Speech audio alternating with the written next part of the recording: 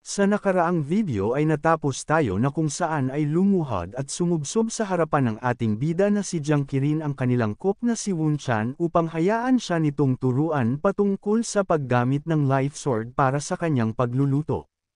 Matapos niyang sabihin ito sa ating bida ay agad naman niyang sinang-ayunan ang nais nito. Kaya naman sa nangyari ay labis itong nagulat. Kaya naman sabi sa kanya ni Jiang Qirin na ang life sword ay ang bagay na mas kailangan ng isang tagaluto kumpara sa kanya na isang innkeeper. Ngunit sabi nito na ito ay isang bagay na hindi basta lamang ganun kadali na makuha dahil sa kailangan nitong ihanda ang kanyang sarili sa mga matitinding paghihirap. Sa mga sinabing ito ng ating bida kay Wen Chan, ay hindi naman ito naiwasan ang maging emosyonal, kaya naman ay agad itong napayakap sa ating bida upang magpasalamat. Matapos ay mangiyak-ngiyak naman itong sinabi na pagsisilbihan niya ang ating bida hindi lamang sa kanyang buong buhay kung hindi ay magpakailanman. Sa nangyari ay natutuwa naman silang pinagmamasdan ni Wei, kaya naman ay sinabihan nito si Jiang Qirin na patigilan na niya ito dahil kapag hindi ay baka bumaha ng kanyang luha dito sa loob ng kanilang inn. Sa nangyari ay nakaramdam naman ng saya dito ang ating bida, at napasabi sa kanyang isip na ang atmosfera sa lugar na ito ay kahit papano ay maganda. Sa lugar naman ng Asherwind Inn, ay galit na galit ang manager nito at sinasabi na siya na kanyang inutusan ay isa sa top 10 assassin sa Hangzhou ay hindi man lamang na magawang asikasuhin ang isang hamak lamang na innkeeper. Matapos ay tinanong niya ito na kung hindi ba siya nagpunta sa kanya upang kuhanin lamang ang kanyang pera at nagbayad lamang siya ng isang mahinang kung sino at sabihin na iyon ay isa sa top 10 assassin ng Hangzhou. Sa nangyari ay galit naman na napatanong ito sa manager na kung papaano niyang nasasabi ang mga bagay na iyon sa kanya, ngunit nagalit naman ang manager at sinabi na hindi nito nais pa na marinig ang kahit na ano sa kanyang mga palusot. Nang bigla naman na napahinto ang assassin dahil sa may kung sino ang dumating, maging ang innkeeper ay natigilan din, at agad na pinapapasok ang mga dumating. Sa isip naman ng isa na sa tingin niya ay kilala niya ang mga ito, at ito ay ang Three Venom Assassins. Nang makapasok naman ang tatlo, ay agad naman na hinagis ng isa ang bitbit nito sa lupa. Sabi nito na nagawa nilang makuha ang isang ito mula sa pagkakabihag sa mga bandido sa kabundukan ng Hangzhou sa Tanglu. Sa nakitang ito naman ng innkeeper ay napasabi na lang siya na hindi nito naisip na magagawa nilang makuha ito mula sa pagkakabihag mula sa mga kilalang mga bandido kamakailan, at ito nga ay gaya ng kanyang inaasahan sa mga Three Venom Assassin. Sa isip naman ng isa na ang dala ng mga ito ay ang dating Storm Inn innkeeper na si Ouyongdal. Agad naman na nagmakaawa ang dating may-ari ng Storm Inn. Ngunit sinabihan naman siya ng manager na kung nais pa nitong mabuhay ay dapat nitong sabihin ang lahat ng patungkol sa mga tao ngayon na nasa Storm Inn, na agad naman niyang sinabi na sasabihin nito ang lahat ng kanyang mga nalalaman, ngunit ang tangi lamang niyang alam ay ang pangalan nito at siya ay si Jiang Qirin. Bukod doon ay base sa pagkakakita niya ay mukhang walang alam ang taong iyon patungkol sa kung ano ba ang mga nagaganap sa mundo. Dagdag pa niya na naibenta niya ang Storm sa ating bida sa halagang 2 piraso ng gold bar. Sa narinig naman na ito ng innkeeper ay napasabi na lang siya na para sa taong iyon na bilhin ang Storm Inn sa presyong 2 pirasong gold bar ay nakakasigurado siya na may kung sino na nasa likod ng mga ito. Sa Storm Inn naman ay matyagang nakatayo ang ating bida sa bubungan at tila nagmamasid sa paligid, nang may nakita siyang 2 manlalakbay na naghahanap ng inn na matutuluyan. Ngunit nakita naman niya na hinarang ito ng 2 babae upang sa kanilang inn ang mga ito magtungo, kaya naman napasabi na lang siya na hindi nito naisip na sa dami ng taong mga nakikita niya sa lugar na ito ay walang kahit na sino ang tumitingin sa kanyang Storm Inn. Kaya naman napasabi na lang siya na gaya nga ito ng sinabi ni Wei sa kanila na kailangan nilang madaliin ang mga pagsasaayos ng Storm Inn, nang bigla naman siyang natigilan, dahil sa nakita niya ang babae na nakatingin lamang sa kalangitan. Habang nakatingala ay nagpapasalamat naman ito sa ating bida dahil sa nagawa nitong mabayaran ang kanyang natitirang pagkakautang sa kamay ng Westwind Manor. Ngunit napapatanong siya na kung kailan naman kaya maibabalik sa kanya ang kanyang mga magulang ng mga bandido na dumukot sa kanila. Sabi pa nito na kung sakaling ang kanyang mga magulang ay hindi maibalik kahit pa nagawa na niyang maibigay ang lahat ng kabayaran sa mga ito, ay mukhang wala ng pag-asa na magkikita pa sila ng kanyang pamilya. Nang bigla naman na dumating ang ating bida at tinatanong siya na kung ano ang malalim na iniisip nito, sa nangyari ay bigla naman na nagulat dito si Wheon dahil sa biglaan na lang nitong pagsulpot sa kanyang tabi, nang bigla naman na sinabi nito na kinukwenta lamang niya ang mga sahod para kay Wu-chan at sa dalawang bata. Sa isip ng babae ay hindi nito gusto na mag-alala pa sa kanya ang kanilang innkeeper. Sa sinabing ito ng babae ay nagtaka naman ang ating bida kung bakit ito nagbibilang na ng mga sahod nila dahil sa hindi pa naman sila nag-uumpisa na magbukas, bukod pa doon ay hindi pa din nila alam kung kailan sila magsisimula matapos ng mga paggawa sa kanilang inn. Ngunit sabi naman dito ni Wheon na dahil sa mag-isa lamang na inaasikaso ni Wu-chan ang kusina, at ang dalawang bata ay hindi lamang nakatokas sa pagsisilbi sa mga kumakain ay sila din ang abala pagdating sa mga paglilinis. Nang bigla naman na nagsalita ang ating bida na kung sa tingin ba ni Wheon na ang mga sahod ng mga ito ay hindi tama at maliit para sa kanilang mga gawain.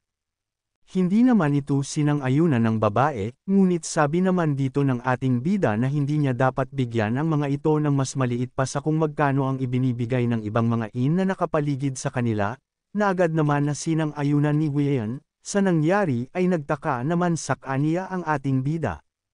Kaya naman sabi sa kanya ng babae na ang pagnenegosyo ay hindi lamang tungkol sa pera, dahil sa maari din na patungkol ito sa kung papaano niya tutulungan ang kanyang mga empleyado. Sabi niya na tinuruan siya ng kanyang mga magulang na kapag siya ay nasa sitwasyon na kailangan niyang mamuhunan sa mga tauhan, ay dapat niyang siguraduhin na mamumuhunan siya sa mga ito ng maayos, at ito ang dahilan. Matapos ay masaya naman na tinanong nito kay Jiang Qirin na kung magkano naman ang sahod na kanyang makukuha dito.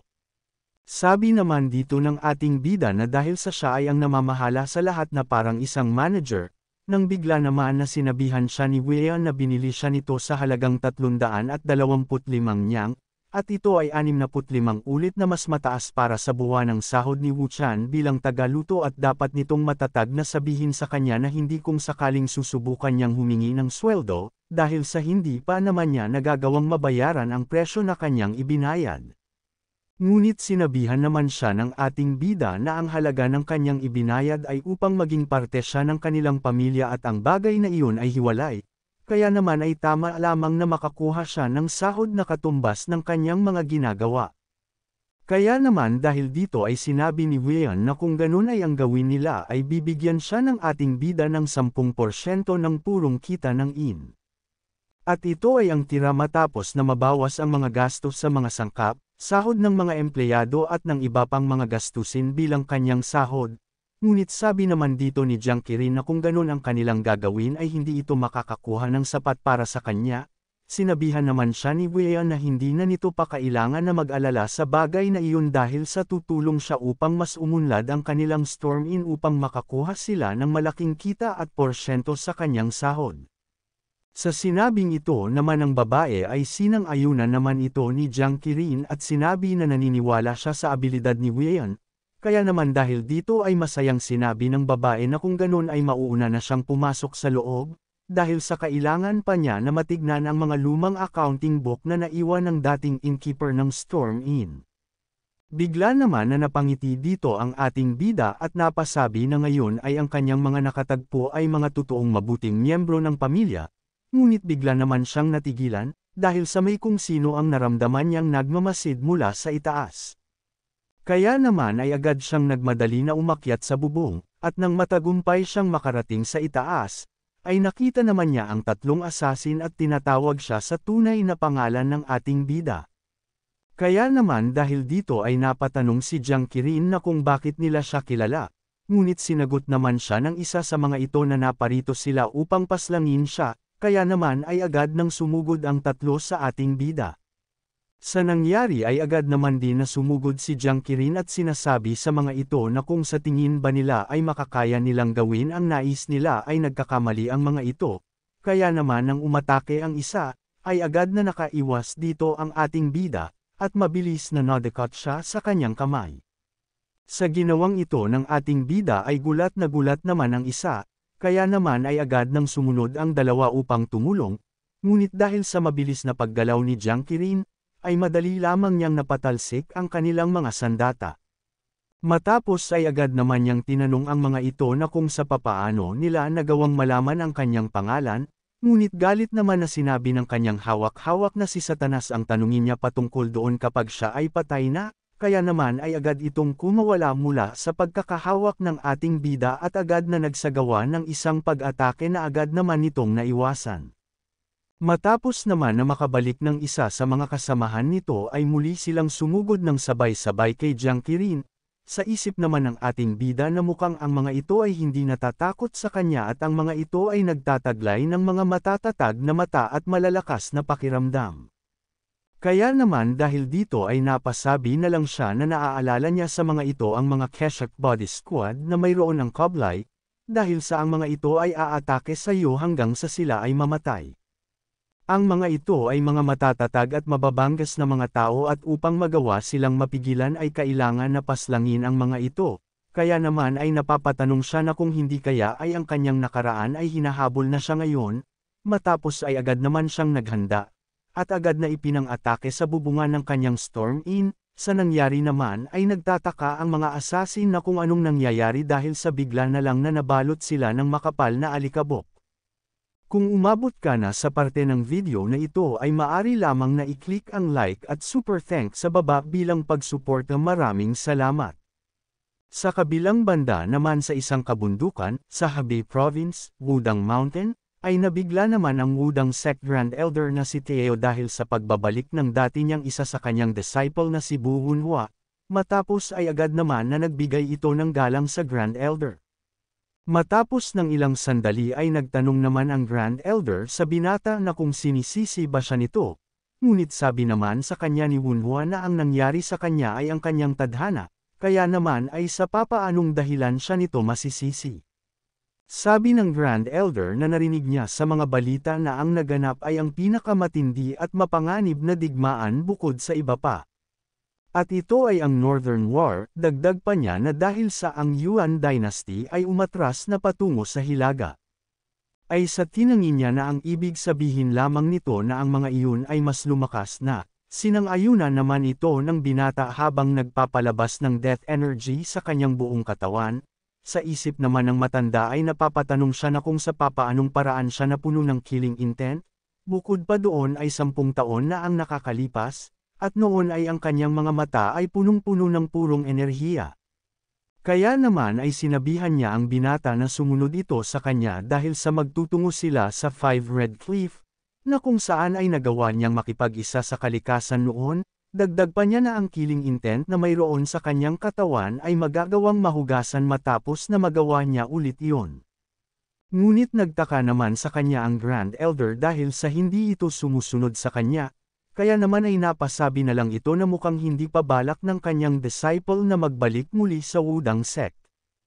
Ang pagbagsak ng Yuan Dynasty ay kasabay din ng pagtatatag at ang paghahari ng Ming Dynasty. At pagtapos ng kamatayan ng unang emperor ng Yuan, ay si Emperor Jianwen ay ang naging sumunod na emperor sa loob ng 5 taon, at ang ika-4 na anak ng unang emperor, ang King of Yan na nasa Beijing, ay inagaw ang trono sa pamamagitan ng rebelyon at kalaunan ay naging ang Emperor Yongle. Si Emperor Yongle na mayroong respeto sa mga aral ng Taoism na mayroon ng Wudang Sect, ay humihingi ng payo mula sa pinuno ng Wudang nang palagi magmula pa noong siya pa ay ang King of Yan. Ayon sa mga usap-usapan na ito ay isang evil blessing na nahulog mula sa Wudang Sect. Ito ay sinasabi na evil blessing dahil sa ang Wudang Sect ay tinulungan siya sa paggawa ng rebelyon at sa pang-aagaw nito sa trono. Ngunit sinasabi naman ng iba na isa itong biyaya dahil sa mayroong madaming bilang ng opisyales ng gobyerno ang nais na maisali sa good book ng Emperor Yongle, at para sa walang hanggang suporta, at ang mga martial art sect at mga clan na nais na maging isang opisyal ng gobyerno ay kinailangan na matutunan ang martial art ng Wudang Sect. Ang mga bagay ay naging maganda ang takbo para sa Wudang Sect na nakatanggap ng evil blessing. Ngunit sa halip na putulin ng mga ito ang kanilang relasyon na mayroon sa Emperor Yongle, ay nagpadala sila ng isang first-class disciple at 5 second-class disciple na walang sukat pagdating sa kanilang martial arts sa mga establisimento ng gobyerno.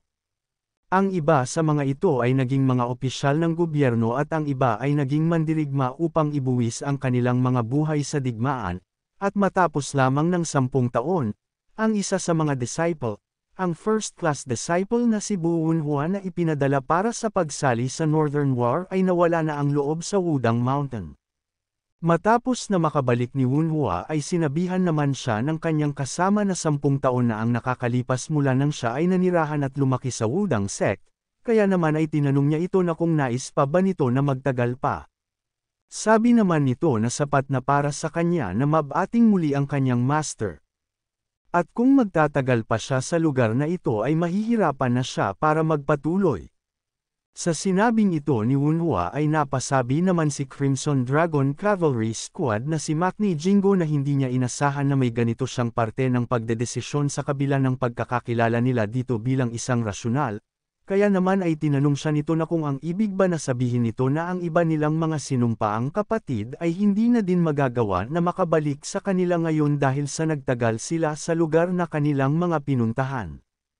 Sabi naman nito na ang kanilang ikatlo na si Cheryong ay magtutungo na sa kanila matapos na gawin nito ang gawain niya sa iba nilang mga miyembro sa squad. Ang ika-4 naman sa kanila na si Desok ay babalik din matapos na madalaw ang puntod ng kanyang mga magulang sa kanyang kinalakihang lugar, at ang ika-5 naman sa kanila na si Wusang ay hindi maganda ang relasyon sa kanyang pamilya kaya naman ay sigurado siya na magpapakita lamang ito sa kanyang mga miyembro ng pamilya at aalis din kaagad. Masaya naman na sinabi ni Jingo na sa tingin niya ay kailangan talaga nilang magpakita sa kanilang mga pamilya na mayroon sila, nang bigla naman itong natigilan dahil sa hindi sila nakapagdesisyon kung saan sila magkikita-kita muli. Dagdag pa niya na dahil ito sa labis silang nasabik nang sila ay maghihiwalay na at paalis na sa lugar ng digmaan kaya nakalimutan na nila ang patungkol doon. Sabi naman ni Wunhua na huwag na itong mag-alala pa dahil sa napagdesisyonan naman na nilang lahat ang patungkol doon na magkikita-kita sila sa Hangzhou kung saan naninirahan ang kanilang ika-1 sa sinumpaang kapatid na si Jiang Qirin. Sa nangyari ay nagtataka naman si Jingo na kung bakit naman nasa Hangzhou ang ating bida na naninirahan, ngunit tinanong naman siya nito na noong nagtatanong ang ating bida patungkol sa pamumuhay ng normal na buhay ay hindi ba siya ang isang nagsabi sa kanya na mas maganda na magtayo ito ng isang inn sa Hangzhou? Dagdag pa nito ay tinanong niya din ang pangalan ng inn na binanggit niya sa ating bida, na uutol naman siyang sumagot at napasabi na ang Storm Inn ang sinabi niya dito. Sa narinig nito ay napasigaw naman dito si Jingo dahil sa nakinig sa kanya ang pinakamatanda sa kanilang magkakapatid, at bukod pa doon ay nagpapatakbo na ng isang inn sa Hangzhou ngayon. Sa lugar naman ng ating bida, sa Storm Inn, ay nagulat naman ang mga tao sa paligid dahil sa may kung ano ang sumabog mula sa itaas ng sirang inn. Matapos naman na mawala ang ilang alikabok sa ating bida, ay bigla naman itong nagtaka dahil sa may kung sino ang humawak sa kanyang balikat. Sa isip naman ng isang assassin ay naiinis ito dahil sa wala siyang makitang kahit na ano gawa ng makapal na alikabok, bukod pa doon ay hindi nito naisip na wawasakin ng isang iyon ang bubong ng kanyang inn at ang isang iyon ay mukhang hindi maingat. Nang bigla naman siyang natigilan, dahil sa may kung sino ang nasa kanyang harapan na, kaya naman dahil dito ay nagpakilala ito sa kanya at sinabi na siya si Cholwo at agad na kinilala sila bilang ang Three Venom Assassin na mula sa Asherwind Inn. Matapos ay sinabi naman sa kanila ni Cholwo na sigurado naman siya na alam ng mga ito ang patungkol sa Gold Deity Road Treaty na umiiral sa Top 5 Inn sa loob ng Gold Deity Road, ang Jade Sea, Crimson Flower, Clear Moon, Northern Flower at ang Asherwind Inn, at sinasabi doon na hindi sila maaring gumambala sa isa't isa. Sa mga naririnig naman ng ating bida patungkol sa Top 5 Inn at sa Gold Deity Road Treaty ay takang-taka naman ito, nang bigla naman na nagsalita si Cholwo at sinabi na sila ng mga Three Venom Assassin at ang Asherwind Inn ay nais na sirain ang treaty na mayroon sila, at tinanong kung nais ba nila na magkaroon ng digmaan sa pagitan nila. Nagtanong naman ito na kung anong sinasabi nito patungkol sa Gold Deity Road Treaty, dahil sa ang Storm Inn ay hindi kasali sa Top 5 Inn, kaya naman ay walang kinalaman ang treaty nila sa kanya. Matapos ay tinanong naman niya si Cholwo na kung ang Storm Inn ba at ang Clear Moon Pavilion ay magkaugnay, Agad naman na sinang-ayunan ito ni Choluo, at masayang sinabi na ang Storm Inn ni Jiang Qirin at ang kanilang Clearmoon Pavilion ay may kaugnayan sa isa't isa. Kaya naman kung gusto mo na masubaybayan ang ating kwento ay i-open mo lang ang notification bell pagkatapos mo na mag-subscribe.